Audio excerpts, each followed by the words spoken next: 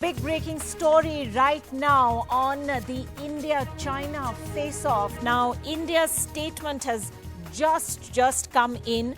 The Indian army saying it was Chinese soldiers who attempted to close in on Indian positions. The army says determined to protect sovereignty at all costs.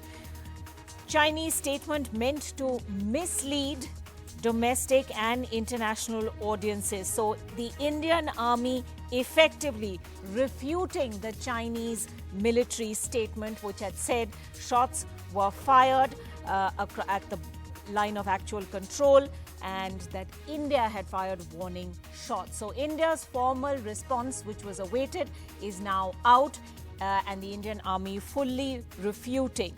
Army saying India has not crossed the line of actual control, and India has now claimed that it was in fact Chinese soldiers who fired in the air.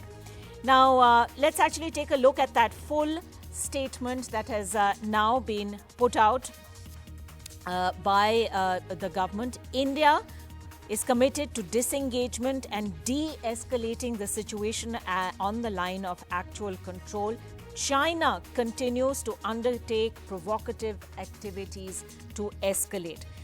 India's statement goes on to say, at no stage has the Indian army transgressed across the line of actual control or resorted to the use of any aggressive means, including firing. So that's very important. India is categorically denying that its soldiers fired warning shots, as has been claimed by China. The statement goes on to say it is the PLA, the People's Liberation Army, as the Chinese army calls itself, that has been blatantly violating agreements and carrying out aggressive maneuvers while engagement at military, diplomatic and political level is in progress. In the instant case on 7th December 2020, it was Chinese troops that were attempting to close in with one of our forward positions along the line of actual control. When dissuaded by own troops, PLA troops fired a few rounds in the air in an attempt to intimidate our troops, Indian troops. However, despite the grave provocation, Indian army exercised great restraint and behaved in a mature and responsible manner.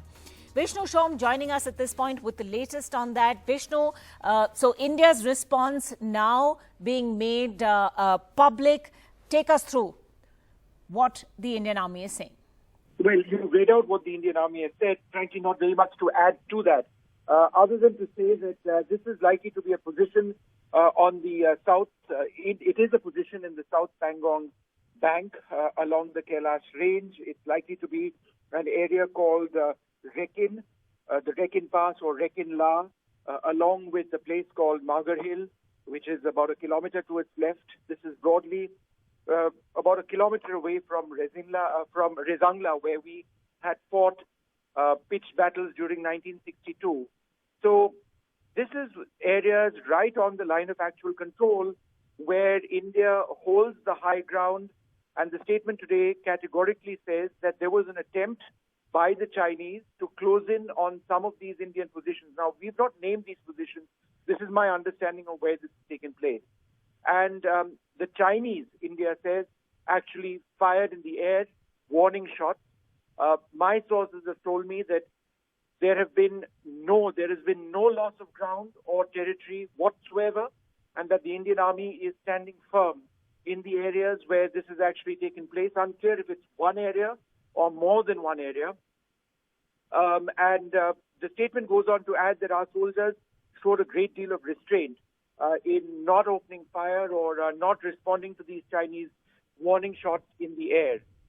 So this is quite a clear escalation of the situation because it is a fact that this is the first time in several decades that shots have been fired.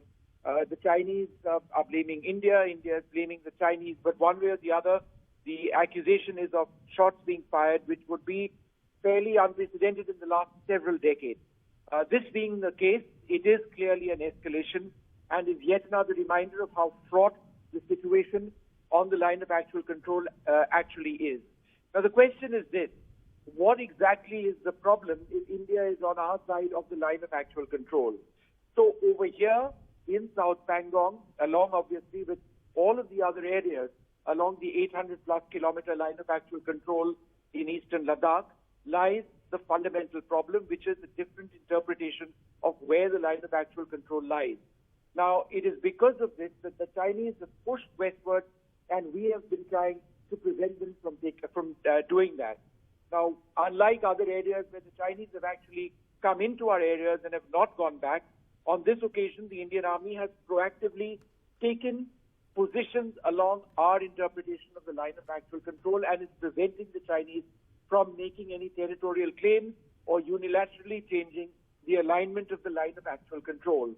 And it is in this context that the Chinese have actually flooded the entire area in South Pangong with soldiers. Some of my sources indicating that the numbers could be upwards of 6,000-7,000 soldiers. Reports of tanks also having been deployed. And India has more than matched this deployment. And by dominating the heights, and what this particular standoff was also one which took place on the heights, which the Indian Army now occupy, right. We have a line of sight, the ability to target, and an advantageous position, which is absolutely critical in the context of mountain warfare. However, I should mention that given the numbers, the fact that you've got thousands of soldiers of either side within kilometers of each other, very heavily armed, right. This is very, very much a tinderbox. And one only hopes that there is, a sense of calm that develops. One final point over here, Ankita, is that India says, and this is interesting, in that last sentence, that the Chinese statement made last night was to play to their domestic and international audiences.